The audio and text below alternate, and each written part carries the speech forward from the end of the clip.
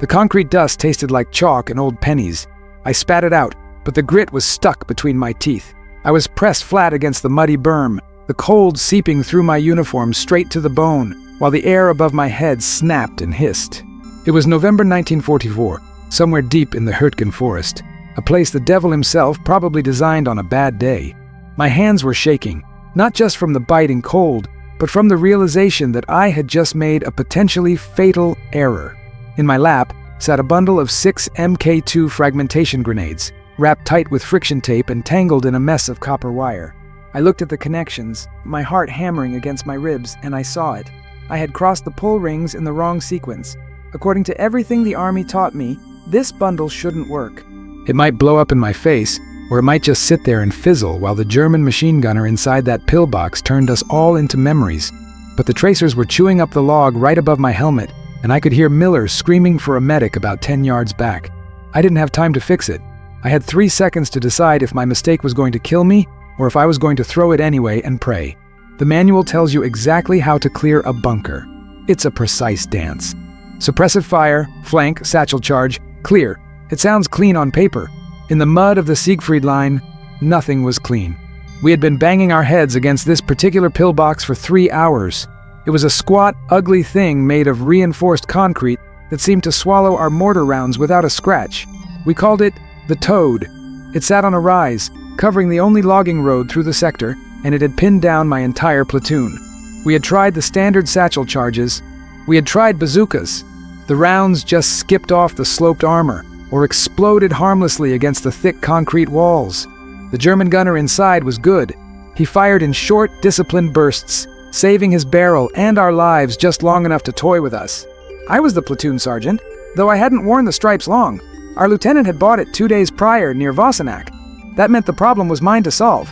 I had this idea, see? A stupid idea born of desperation and a background in radio repair back in Brooklyn. I thought if I could wire a cluster of grenades to detonate not all at once, but in a microsecond cascade, maybe I could create a shockwave the concrete wasn't designed to handle. But looking at the twisted wire in my freezing hands, I knew I had botched the spacing. The tension on the spoons was uneven. I had used scrap communication wire instead of proper tripwire because it was all I had. If I pulled the master release, the grenades wouldn't go off together. They would stutter. Miller screamed again. It was a high, thin sound that cut through the low rumble of artillery in the distance. That sound made the decision for me. I couldn't wait for a demo team. We didn't have one. I was it. I took a breath that smelled of wet pine needles and cordite. I signaled to Corporal Hayes on my right. He looked at me, eyes wide and rimmed with red fatigue, clutching his bar like a lifeline. I nodded at the embrasure, the narrow slit in the concrete where the muzzle flashes were coming from. Hayes knew the drill. He popped up and unleashed a full magazine, the heavy rounds hammering against the pillbox face. It wasn't about penetration. It was about making that German gunner duck for 2 seconds. As soon as Hayes opened up, I moved. I didn't run. You don't run in that kind of mud. You lunge. I scrambled up the side of the berm, the heavy bundle of grenades clutched against my chest. My boots slipped on the slick roots, but I kept my momentum low. I was exposed. If that gunner looked left, I was dead. I reached the blind spot, a small divot in the earth right against the foundation of the pillbox. I could hear the German crew inside. They were shouting, their voices muffled by feet of concrete. I could smell the acrid exhaust of their machine gun. I pulled the makeshift master pin I had rigged. I felt the tension on the wire release. I swung the bundle. I didn't try to get it inside the slit. That was a suicide shot from this angle. I lobbed it right at the base of the embrasure, aiming for a small fissure we had chipped away with bazooka fire earlier. The bundle hit with a heavy thud. I rolled backward, tumbling down the muddy slope, counting 1, 2, 3. The explosion wasn't the single, sharp crack I was used to. It was a stuttering roar. Crump, crump, crump, crump. Almost like a heavy engine turning over. The ground kicked me in the chest. I waited for the shrapnel to stop raining down, burying my face in the dirt. When the smoke cleared, I looked up, expecting to see the gray wall still standing, expecting the machine gun to start chattering again. Instead, there was silence. A jagged, gaping hole had been torn open where the embrasure used to be. The concrete hadn't just cracked, it had crumbled, pulverized by the rapid-fire shockwaves I had accidentally created. The firing stopped. We waited. Then, a white rag on a stick poked through the ruin. That was the moment I realized that the Army manuals were written by men in offices, but survival was invented by men in the mud. My mistake in wiring those spoons hadn't caused a failure. It had created a resonance frequency that shattered the fortification. To understand why a kid from Brooklyn ended up reinventing demolition tactics in a freezing German forest, you have to go back a bit. I wasn't a soldier by trade, I was a tinkerer. Before the war, I worked at my Uncle Sal's radio repair shop on Flatbush Avenue. I spent my days with a soldering iron and a magnifying glass, staring at the guts of vacuum tube radios. I learned about circuits, about resistance, and most importantly, about timing. In a radio, if the signal arrives at the wrong time, you get static. If it arrives at the right time, you get music. I learned that electricity follows the path of least resistance, but it also has a rhythm. I was the guy who fixed the toaster. I was the guy who rewired the neighbor's lamps. I looked at the world as a series of connections. When Pearl Harbor happened, I didn't rush to join the infantry. I wanted the signal corps. I wanted to work with radios. But the Army, in its infinite wisdom, saw a healthy 20-year-old with good eyesight and decided I belonged in the 2nd Infantry Division, carrying a rifle. They made me a rifleman, but they couldn't take the technician out of my head. By the time we hit the Siegfried Line, that technical mindset was the only thing keeping me sane. The Siegfried Line wasn't just a wall, it was a deep zone of defense, miles thick, filled with dragon's teeth, those concrete pyramids that stopped tanks, and pillboxes hidden in false houses, barns and hillsides. Everything was covered by artillery. You couldn't step off the road without risking a mine. You couldn't stay on the road without getting mortared. It was a claustrophobic nightmare. We had been bleeding for weeks. The replacement troops were coming in so fast we didn't bother learning their names until they survived their first patrol. But there was a core group of us who had been there since Normandy. There was Hayes, a big corn-fed kid from Nebraska who could carry a bar all day and never complain. There was Doc Rossi, who wasn't a real doctor but had steady hands and knew how to stop bleeding. And there was Miller. Miller was the sharp one, the guy who could smell an ambush. Seeing him hit back there, bleeding in the mud, had rattled me. After the dust settled at the Toad, we moved up cautiously. The Germans who came out were shaken. They were bleeding from the ears and noses. The concussion had scrambled them inside that box even without the shrapnel hitting them. It was the overpressure. My stutter charge, as Hayes later called it, had acted like a jackhammer. We secured the position, and Doc went back for Miller. I sat down on a piece of broken concrete, my hands finally starting to tremble uncontrollably as the adrenaline faded. I looked at the remaining wire in my pocket. I had just violated about 3 distinct safety regulations. If an officer had seen me rigging that mess, I would have been court-martialed. Instead, I had just cleared a blockage that had held up the battalion for half a day. That evening, the captain came down the line. Captain Lewis was a good officer, tired like the rest of us, with eyes that had seen too much. He looked at the shattered face of the pillbox, then he looked at me. He didn't ask for details. He just asked if I could do it again. "I don't know, sir," I told him honestly. "It was a wiring mistake. The fuses didn't burn at the same rate." "Figure it out, Sergeant," he said, handing me a fresh pack of cigarettes. "We have 3 more of these bastards on the ridge tomorrow." So, that night, while the rest of the platoon tried to sleep in waterlogged foxholes, I sat under a poncho with a flashlight, a crimper, and a box of grenades, trying to reverse engineer my own accident. I needed to replicate that specific timing. Too fast, and it's just one big boom. Too slow, and the first explosion knocks the other grenades away before they detonate. It had to be perfect. If you're still listening to my story, I'd appreciate if you'd hit that like button and subscribe. It means these memories won't be forgotten. I sat there in the dark, shaving milliseconds off fuses. The trick, I realized, wasn't the fuse length itself, but how the spoons were released. The standard grenade has a safety lever, the spoon. When you pull the pin, the spoon flies off, a striker hits the primer, and the fuse burns. About 4 to 5 seconds later, boom. But there's a variance. Not every fuse is exactly 4 seconds. Some are 3.5, some are 4.5. My mistake earlier had been using a stiff, single-strand copper wire to bind the spoons down. When I pulled the release, the wire had uncoiled, releasing the spoons in a rapid sequence. Snap, snap, snap, snap, rather than all at once. That split-second delay between each spoon flying off meant the explosions were staggered just enough to create that harmonic shockwave. I spent the next few hours twisting wire. I found that if I braided the communication wire a certain way, it created a natural resistance. I rigged up 3 new bundles. We called them Sullivan Specials. I didn't know if they would work, or if I had just gotten lucky the first time. The next morning came with a heavy fog. You couldn't see 10 feet in front of you. It was ghost weather. The trees in the Hurtgen were shattered, looking like broken toothpicks against the gray sky. The order came down to move out at 0600. Our objective was a cluster of fortifications protecting a crossroads near the town of Jermeter. Intelligence said it was lightly defended. Intelligence was wrong. Again. As soon as we broke the tree line, the air filled with the snapping of bullets. We hit the dirt. I saw Hayes crawling toward me. "Same play, Frank?" he asked. "Get me close," I said. This time, the approach was harder. The ground was flat, with almost no cover except for craters from previous artillery barrages. We had to leapfrog from crater to crater. Every time we moved, the German machine guns opened up. It was a terrifying game of tag. I could hear the heavy thump-thump-thump of a 20mm flak gun they were using against infantry. That thing would turn a man into mist. We got pinned down about 40 yards from the first bunker. It was dug into the side of a hill, almost invisible except for the black slit of the firing port. I checked my harness. I had 2 of the special bundles.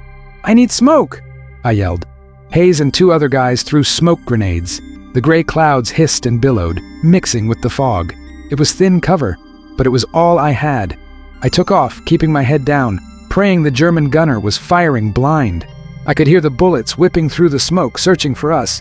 I reached a dead zone near the bunker wall. My heart was pounding so hard I thought they could hear it inside. I prepped the first bundle. I had confidence in the wiring this time. I knew how the copper felt. I pulled the release pin. The wire uncoiled. I heard the spoons ping off the metal bodies of the grenades. I tossed it.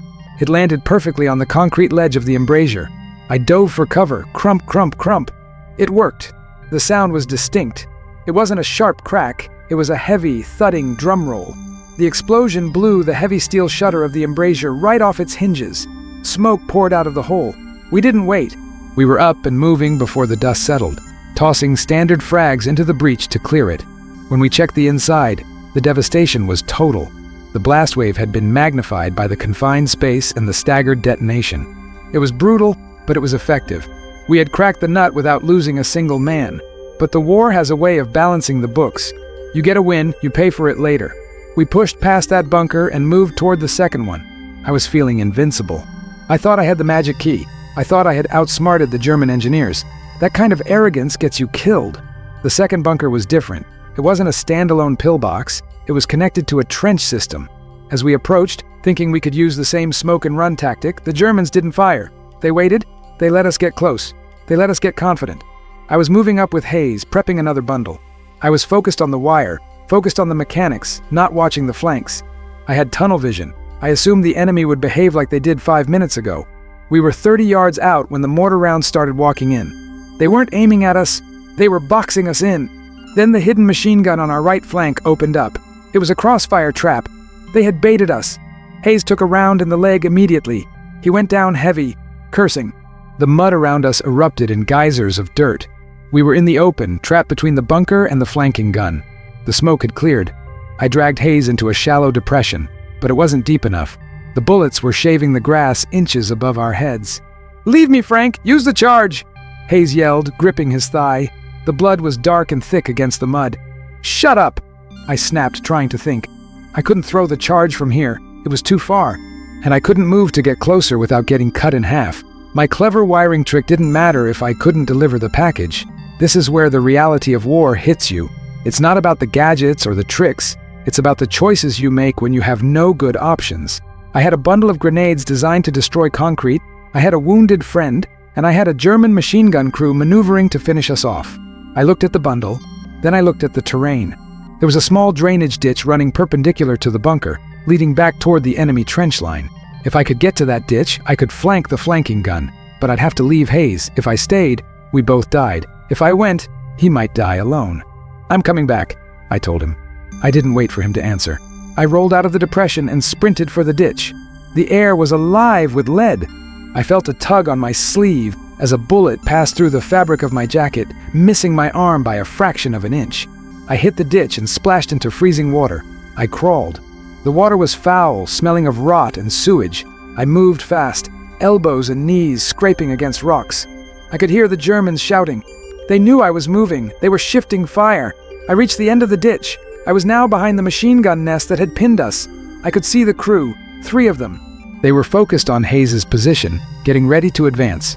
They didn't see me rise up out of the mud like a swamp creature. I didn't have a rifle in my hands. I had dropped it to carry the charges. I had the Sullivan Special, but this wasn't a pillbox. These were men in an open pit. The manual says you don't use heavy demo charges on infantry. It's overkill. It's waste. I didn't care. I pulled the pin. The wire unspooled. Ping, ping, ping. I threw the bundle into the nest and ducked. The sound was different in the open air. Less of a thump, more of a tearing noise. The result was absolute. The machine gun stopped. I ran back to Hayes. He was pale, his eyes unfocused. "Did you get him?" he mumbled. "Yeah, I got him," I said, putting a tourniquet on his leg. "I used the special." He managed a weak smile. "Waste of good wire," he whispered. That night, after they evacuated Hayes, I sat alone cleaning my gear. I felt hollow. I had saved the squad again, but the thrill of the invention was gone. I looked at my hands. They were stained with oil, mud, and Hayes's blood. I wasn't an electrician anymore. I was a killer who used copper wire to be more efficient at it. The war in the Hurtgen dragged on. The trees kept shattering. The mud kept getting deeper. My Sullivan Specials became standard operating procedure for our platoon. I taught 2 other guys how to rig them. We became the go-to team for cracking pillboxes. We refined the technique. We learned to listen to the rhythm of the spoons. But every time I twisted those wires together, I thought about that first mistake. I thought about how a slip of the finger had changed the outcome of a battle. It made me wonder about fate. If my hands hadn't been so cold that day, if I had wired it correctly according to the manual, that first charge would have bounced off the toad, and we would have all died in that kill zone. My incompetence had saved us. My perfectionism was killing Germans. It was a paradox I couldn't wrap my head around. By December, the weather turned truly vicious. Snow began to fall, covering the mud in a deceptive white blanket. We were moving towards the Roer River dams. The Germans were desperate. They knew if we took the dams, we controlled the water levels in the valley below. They fought for every inch of ground. We were exhausted. My uniform was stiff with frozen mud. I hadn't had a hot meal in 3 weeks. But we kept moving, 1 foot in front of the other. Then came the day near the village of Bergstein. There was a fortified house at the edge of town, dominating the approach. It wasn't a pillbox, but the walls were stone, 3 feet thick. It was serving as a command post. We needed it taken intact if possible for the intel. Our lieutenant, a new guy, fresh from the States, told me to bring up the specials. "Blow the door, Sergeant," he ordered, "but try not to level the whole building." I looked at the house. It was old, sturdy. I nodded. I rigged a smaller charge, just 3 grenades, wired for a quick, sharp stutter to shatter the heavy oak door and the stone frame. I moved up with a covering team. We got to the door. I placed the charge, set the wire, and retreated. "Fire in the hole!" The explosion was precise. The door vanished. We stormed in. Inside, the air was filled with dust and screams. We cleared the ground floor room by room. It was close quarters chaos. I turned a corner and came face to face with a German officer. He was young, maybe my age. He had a Luger in his hand, but he didn't raise it. He was staring at something on the floor. I looked down. Under a collapsed beam, trapped by the legs, was a German radio operator. The equipment was smashed. My explosion had been a little too effective. The operator was screaming, pinned. The officer looked at me, then at his man, then dropped his gun. He pointed at the beam and then at himself, making a lifting motion. He was asking for help. Standard procedure: secure the prisoner, check for traps, don't engage. But I saw the radio. It was a torn EB, a beautiful piece of field equipment, now sparking and ruined. I saw the wiring spilling out. I saw the panic in the officer's eyes. I lowered my rifle. I waved 2 of my guys over. "Help him lift it," I barked. "Sarge, are you crazy?" one of them asked. "Lift the damn beam." We heaved the heavy timber off the German kid's legs. The officer dragged him free, nodding at me furiously. "Danke," he breathed. "Danke." I looked at the radio again. I reached down and picked up a piece of severed wire from the floor. It was high-quality German copper, better than the stuff I had been using. I pocketed the wire. "Get them out of here," I told my squad. That moment stuck with me. We were using the same physics, the same electricity, the same materials. I used them to destroy. They used them to communicate. And in the end, we were just men standing in the ruins of what we had built. The Sullivan Special didn't win the war. The tanks and the planes did that. But for a few weeks in the green hell of the Hurtgen forest, a wiring mistake gave my guys a fighting chance. It gave us a way to open doors that were meant to stay shut. After the war, I went back to Brooklyn. I went back to the radio shop. But I couldn't look at a circuit board the same way. Every time I soldered a connection, I remembered the sound of that stuttering blast. Crump, crump, crump. I remembered the smell of the concrete dust. I eventually left the repair business. I became a teacher. I taught high school physics. I taught kids about electricity, about resistance, about Ohm's law. One day, a student asked me, "Mr. Sullivan, why is it so important to get the wiring exactly right?" I looked at him, chalk in hand, and I smiled a tired smile. "Because, son," I said, "sometimes getting it wrong changes the world, but usually you just want the light to turn on." I never told them about the pillboxes. I never told them about the friction tape and the spoons. That was a different life, a different Frank Sullivan. But every time I hear a jackhammer tearing up the street, I stop. I freeze. And for a split second, I'm back in the mud, with the tracers snapping overhead, holding a bundle of death in my freezing hands, praying that my mistake is the one that saves us. If you're still listening to my story, I'd appreciate if you'd hit that like button and subscribe. It means these memories won't be forgotten, but the story didn't end in the Hurtgen. We pushed out of the forest and into the open country, and that's when the Battle of the Bulge hit us. And let me tell you, having a trick for blowing up concrete doesn't help much when the enemy is throwing King Tiger tanks at you. That's a whole different kind of problem. It was mid-December. We were holding a defensive line near Elsenborn Ridge. The rumors started flying before the bullets did. Stories of paratroopers dropping behind our lines, of Germans dressed as MPs changing road signs. Paranoia is a powerful weapon. It makes you doubt your own eyes. We were dug in deep. The ground was frozen solid, like iron. You couldn't dig a foxhole with a shovel. You needed explosives. So naturally, the boys called for Sullivan. "Hey Frank, bring your magic wire," they'd say. I used small charges to crack the frozen earth so we could dig in. It was practical. It was survival. But it meant I was always handling the explosives. My hands smelled permanently of TNT and oxidation. On December 16th, the world exploded. The artillery barrage was unlike anything I had ever seen. The sky was literally falling. The Germans threw everything they had at us. We were the northern shoulder of their breakthrough. If we broke, the road to Antwerp was open. We didn't break. During the height of the attack, a German assault gun, a Sturmgeschütz, broke through our forward line. It was clanking up the road, its low profile making it hard to hit. It was heading straight for our command post. Our bazooka team was down. I was in a foxhole with a kid named Baker. He was a replacement, fresh-faced, shaking so hard his helmet was rattling. "What do we do, Sarge?" he screamed. I looked at the tank. It was buttoned up, blind to the sides. I looked at my satchel charge. It was one of the specials I had prepped for bunker work. It wasn't designed for armor. It wouldn't penetrate the hull.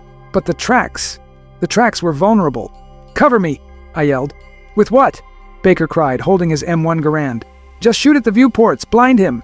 I scrambled out of the hole. The snow was knee-deep. I ran toward the road, keeping low. The tank was loud, its engine roaring, gears grinding. It didn't see me. I got to the roadside ditch. The tank rumbled past, churning up the snow. I didn't throw the bundle. You don't throw at a moving tank. You place it. I waited until the rear idler wheel was passing. I lunged out and jammed the bundle of grenades into the suspension, right between the drive sprocket and the track. I pulled the master wire and rolled away into the ditch. Crump, crump, crump. The explosion wasn't enough to kill the tank, but the stuttering blast shattered the track pins. The track unspooled like a dead snake. The tank slewed violently to the right, sliding into the ditch, its gun burying itself in the mud. It was a mobility kill. The crew bailed out. Baker dropped 2 of them. We took the 3rd prisoner. I lay in the snow, chest heaving. It worked on tracks too. The vibration, the resonance. That night, huddled in a cellar while the artillery pounded the ridge, I realized something. I wasn't just a soldier anymore. I was an engineer of destruction, and I was getting good at it. That scared me more than the Germans did. The war changes you. It takes the things you love, like fixing radios, like understanding how things work, and it twists them. It turns your skills into weapons. I wondered if I would ever be able to fix a radio again without thinking about how to turn it into a bomb. The Battle of the Bulge tested us to the limit. We were cold, outnumbered, and outgunned. But we held. We held because we had to, because the guys next to us were holding. When the spring finally came and we crossed the Rhine, the end was in sight. But those months in the winter of '44, those were the defining moments. The moments where a mistake became a tactic, where a crossed wire saved a platoon. I'm an old man now. My hands shake a little, not from the cold, but from age. But I can still wire a plug in the dark. I can still fix a toaster with a butter knife. The skills are still there. But the memories are what I carry. I carry the image of the concrete turning to dust. I carry the face of Miller screaming, I carry the look in that German officer's eyes when we lifted the beam. War isn't black and white. It's gray, like the Hurtgen sky. It's messy. It's full of mistakes. And sometimes, if you're lucky, those mistakes are the only reason you come home. I hope this story gives you a glimpse into what it was really like. Not the movie version, the real version. The version where you're scared, cold, and making it up as you go along. Thanks for listening. Sullivan out. The cold wasn't just weather anymore. It was a living thing that hunted us. It found the gaps in our boots, the seams in our jackets, and the cracks in our resolve. It was January 1945, and the Battle of the Bulge was shifting. We had stopped their advance, but now we had to push them back. Pushing back meant leaving the frozen safety of our foxholes and walking into the teeth of the German defenses all over again. My hands, the hands that had accidentally invented a new way to kill pillboxes, were wrapped in wool rags cut from a dead man's blanket. I couldn't feel my fingertips. That was a problem.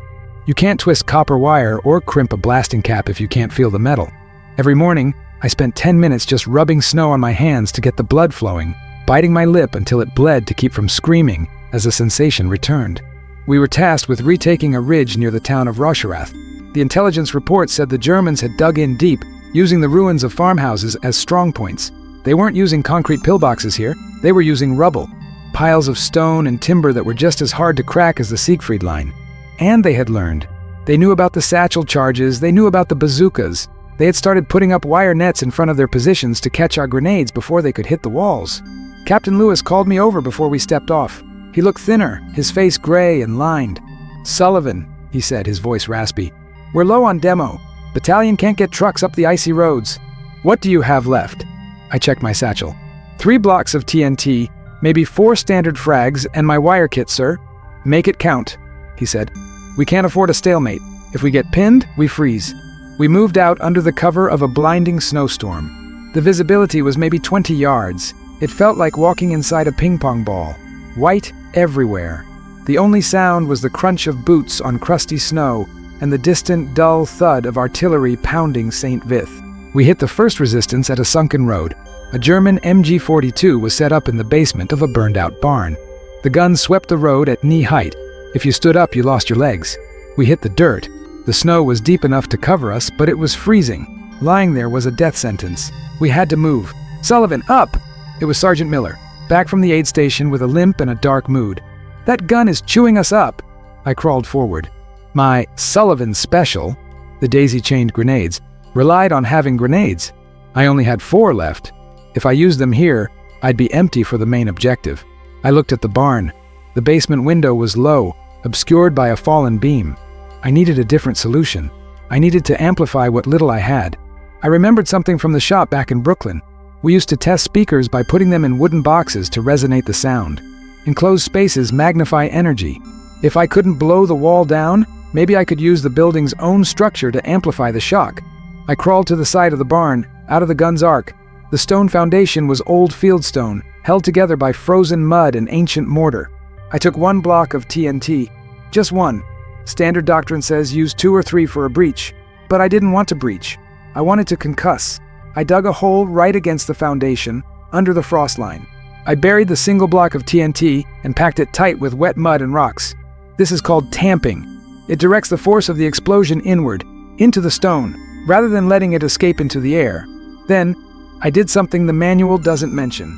I took my combat knife and chipped out a groove in the mortar joints radiating out from the charge, like the spokes of a wheel. I was trying to guide the shock wave. In radio repair, we call this a wave guide. You direct the energy where you want it to go. I pulled the fuse lighter. I counted to 3, then rolled away. The explosion was dull, a heavy whump that shook the ground more than the air. The wall didn't collapse outward, it buckled inward.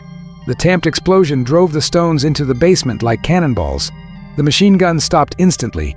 When we cleared the barn, we found the gun crew buried under the very wall they were using for protection. Miller looked at the pile of rubble, then at me. "You're getting scary, Frank," he muttered. "I'm just cold, Miller," I said. "I just want to get inside." But the scary part stuck. The guys started looking at me differently.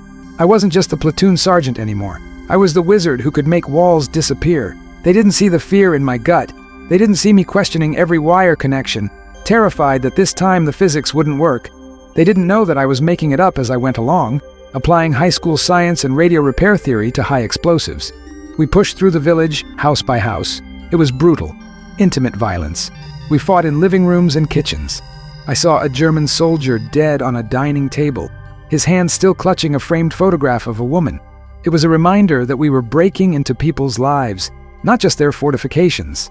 By late afternoon, we reached the final objective, the church. It sat on the highest point, its steeple commanding the entire valley. Of course, there was a sniper in the tower, and of course, there was a light anti-tank gun dug into the front steps. We were pinned down in the cemetery, hiding behind tombstones. It was a grim joke, the living hiding behind the dead. The anti-tank gun was firing high explosive shells into the graveyard. Every time a shell hit, it threw up frozen dirt and pieces of granite. "We can't get close!" Baker yelled. He was the kid who helped me with the tank. He was getting tougher, but his eyes were still wide with terror. I looked at the church. It was massive stone construction. My single remaining block of TNT wouldn't scratch it. My grenades were gone.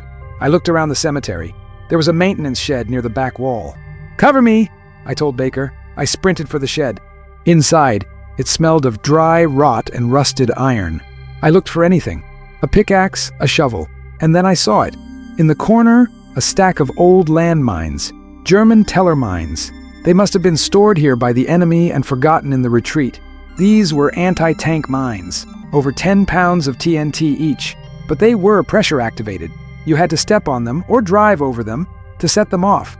I couldn't throw a 10-pound mine like a frisbee, but I had my wire, and I had my crimpers.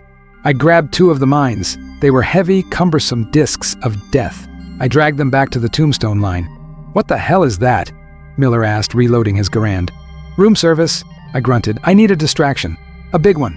"I can give you 30 seconds of suppressing fire," Miller said. "But then we're dry." "Do it." Miller and the squad opened up. The noise was deafening. Under the cover of the fire, I didn't run toward the church. I ran toward the side wall of the nave, where the stained glass windows were already blown out. I didn't try to attack the gun at the front. I went for the structure. I placed the 2 Teller mines against the main support pillar on the exterior wall. This pillar, or buttress, held up the heavy slate roof. If I took out the leg, the table would fall. I didn't have a standard fuse for a Teller mine, so I used my radio skills. I unscrewed the pressure plate. I found the primary detonator well. I took a blasting cap from my kit, crimped it to a length of time fuse, and jammed it directly into the explosive filler. It was crude. It was dangerous. It was exactly the kind of stupid mistake wiring that would get me killed if I sneezed. I lit the fuse. It hissed, a spark dancing in the twilight. I ran. I ran faster than I had ever run in my life. I dove back into the cemetery just as the fuse burned down. The explosion was monumental. It wasn't just a bang. It was a geologic event. The 2 mines, detonating simultaneously against the stress point of the church, sheared the buttress clean off. For a second, nothing happened. Then, a groan, a sound like the earth tearing open. The roof of the church, unsupported on one side, began to slide. The slate tiles cascaded down like a waterfall of stone. The heavy timber beams snapped with cracks like artillery fire. The entire side of the church collapsed, bringing the steeple down with it. The sniper tower disintegrated. The rubble wave rolled over the front steps, burying the anti-tank gun and its crew in tons of masonry. Dust covered everything. Silence followed, heavy and ringing. We stood up slowly. The church was half gone, like a dollhouse cut open. "Holy Mother of God," Baker whispered. I leaned against a tombstone, shaking.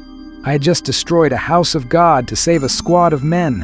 The moral calculus of war was getting harder to balance. I tried to tell myself it was just stone, just physics, gravity and leverage. But it felt like something else. If you're still listening to my story, I'd appreciate if you'd hit that like button and subscribe. It means these memories won't be forgotten. That night, we slept in the ruins of the rectory. It was the first time in weeks we had 4 walls and a roof, even if the roof was leaking. I couldn't sleep. I sat by a small fire, cleaning my wire cutters. The metal was nicked and worn. Baker sat down next to me. "Sarge," he said quietly, "how did you know that would work? The mines. The pillar?" I looked at him. I couldn't tell him I didn't know. I couldn't tell him I was guessing. "It's just tension, Baker," I said. "Everything has a weak point. You just have to find where the weight is resting and knock it out." "You make it sound like fixing a radio," he said. "It is," I lied. "Just louder." He seemed to accept that. He needed to believe I knew what I was doing. He needed to believe there was a science to the chaos. But the truth was, I was just a guy with a pair of pliers and a desperate imagination. The Battle of the Bulge ended, and the thaw came. The mud returned deeper and stickier than before. We moved east, toward the Rhine. The river was the final barrier, the psychological finish line. But before the river, there was the Remagen Bridge, the Ludendorff Bridge. We arrived on the heights overlooking the town of Remagen in early March. It was raining, a cold, miserable drizzle. We looked down at the river, and there it was. The bridge was still standing. We couldn't believe it. The Germans blew every bridge they crossed. Why was this one still up? The order came down. Take it intact. We rushed down the slope. The town was a hornet's nest, snipers in every window. But we had momentum. We pushed through to the bridge approach. The towers were massive, dark stone fortresses guarding the span. My platoon was right behind the lead elements. I saw the engineers running out onto the bridge, cutting wires, throwing charges into the river. They were the real heroes that day. I was just a grunt with a knack for demo. But then, everything stopped. There was a blockage on the far side. A heavy steel gate had been dropped across the railroad tracks on the bridge exit. Our tanks couldn't get through. The infantry was pinned down on the span, exposed to fire from the tunnel on the other side. "Sullivan, get up there!" Captain Lewis yelled. I ran onto the bridge. The air snapped with bullets hitting the steel girders. It sounded like being inside a giant bell. I reached the far side, gasping for air. The engineers were working on the gate, but they were taking fire. "It's welded shut!" one of them screamed. "We need a cutting torch!" We didn't have a torch. We had me. I looked at the gate. It was heavy steel bars. I looked at the hinges. They were thick, industrial iron. I had resupplied. I had a full bag of Composition B, a plastic explosive. Moldable, more powerful than TNT. "Give me cover!" I yelled to the engineers. I molded the Comp B around the hinges, but I knew just blasting it might jam the metal. I needed a cutting charge. I needed a shape charge. I didn't have a shape charge, so I made one. I took an empty C-ration can from the trash pile near the guardhouse. I cut it in half with my knife. I packed the explosive into the can, leaving a cone-shaped hollow space facing the metal. This is the Monroe effect. The hollow space focuses the explosive energy into a jet of plasma that cuts through steel like butter. I had read about it in a popular mechanics magazine back at Uncle Sal's shop. I had never tried it. I taped the two can charges to the hinges. I wired them together with a double loop to ensure simultaneous detonation. "Clear the gate!" I screamed. I blew it. The sound was sharp, a high-pitched crack. The shape charges worked. The hinges didn't just break, they vaporized. The heavy gate groaned and fell forward with a crash. The tanks revved their engines. The first Pershing tank rolled over the fallen gate and onto the east bank of the Rhine. We were across. I sat down on the walkway of the bridge, watching the tanks rumble past. The vibration shook my bones. I looked at the empty C-ration can in my hand. Garbage. I had used garbage to open the door to Germany. It was absurd. It was terrifying. It was the greatest feeling in the world. But the war wasn't over. Crossing the river just meant we were in the heartland now. The resistance got stiffer. The fanaticism got worse. We moved into the Ruhr pocket. It was industrial warfare, factories, rail yards, coal mines, a maze of steel and iron. In April, we were clearing a factory complex near Essen. It was a nightmare of catwalks and machinery. The Germans were fighting for every lathe and press. We were pinned down in a warehouse. A sniper was up in the rafters, hidden among the steel beams. We couldn't see him. He had already hit two of my guys. "Frank, do the thing!" Miller yelled. "I can't!" I shouted back. "I can't bring the roof down on us!" I had to think small. I had to think precise. I looked at the electrical conduit running along the wall. It was old, heavy industrial wiring. The factory power was out, obviously, but I crawled over to the main breaker box on the wall. It was smashed open. I looked at the cables.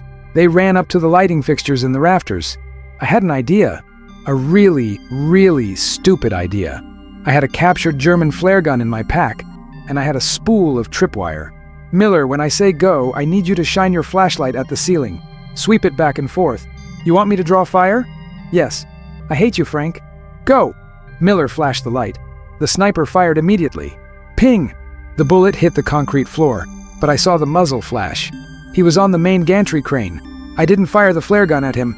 I fired it at a bundle of oil-soaked rags I had spotted on the crane's maintenance platform, right next to where he was hiding. The flare hit the rags. They ignited with a whoosh. The fire wasn't big, but it was bright, and it was right next to the sprinkler system sensor. I prayed the German engineering was as good as they said. I prayed the water pressure was still in the gravity tank on the roof. The heat triggered the sprinkler head. A spray of black, stagnant water erupted directly onto the sniper. He shouted in surprise, slipping on the wet metal grating. He flailed, trying to regain his balance, and fell. He hit the concrete floor with a sickening crunch. Gravity, I said to myself. Works every time. Miller looked at me, shaking his head. You didn't use the wire, he said. I used the plumbing, I replied. Same principle, flow and resistance. But the levity didn't last. The deeper we got into Germany, the more horrors we found. We found the camps. I don't want to talk about the camps. There are no clever wiring tricks for that. There are no physics that can explain it. There is no logic. It was just broken. The whole world was broken. I remember standing at the gate of a small sub-camp near Wuppertal. The wire fence was electrified. I could hear the hum. I looked at the insulators. I looked at the transformers. It was the same technology I loved, the same electricity that played music and lit homes, and they had used it to cage people. I took my wire cutters. I walked up to the main feed. I didn't care if it was live. I didn't care if it killed me. I wanted to kill it. I cut the line. A massive spark arced, blinding me for a second. The hum died. The silence that followed was the heaviest silence I have ever known. We let them out. We gave them our rations. We gave them our blankets. But we couldn't give them back what was taken. That was the day I stopped loving the machine. I stopped seeing the beauty in the circuit. I only saw the potential for pain. The war ended for me in May 1945. We were in Czechoslovakia. The Russians were coming from the east. We met them at a river. There was vodka and backslapping and photos. But I felt numb. I had survived. I had kept most of my men alive. I had rewritten the manual on small unit demolitions. But I felt like I had left a piece of my soul wrapped in friction tape somewhere back in the Hurtgen forest. Coming home was strange. Brooklyn was loud, but it was the wrong kind of loud. It was happy noise, car horns, kids playing, radios blaring baseball games. I couldn't handle it. I jumped every time a car backfired. I couldn't walk past a construction site. I went back to Uncle Sal's shop. He welcomed me with a hug and a plate of pasta. He put a radio on the bench in front of me. "Fix it, Frankie," he said, "just like old times." I picked up the soldering iron. My hand shook. I looked at the vacuum tubes. They looked like detonators. I looked at the copper wire. It looked like a fuse. I couldn't do it. I put the iron down. "I can't, Sal," I said. "I can't fix it." It took me years to touch a wire again without flinching. Teaching helped. Explaining the theory to kids who looked at electricity with wonder, not fear. It helped me reclaim it. It helped me remember that power can build as well as destroy. But sometimes, late at night, when the house is quiet and the old radiator clanks, clank, clank, clank, I'm back there. I'm back in the snow. I'm holding the bundle. I'm counting the seconds. 1, 2, 3. And I wonder if I ever really let go of the spoon. If you've listened this far, thank you. It's not a story about heroism. It's a story about a mistake that I kept making, over and over, until it became a survival strategy. It's about how we take the things we know and twist them to fit the nightmare we're in. War is the mother of invention, they say. But they don't tell you that invention is an orphan that follows you home and never leaves.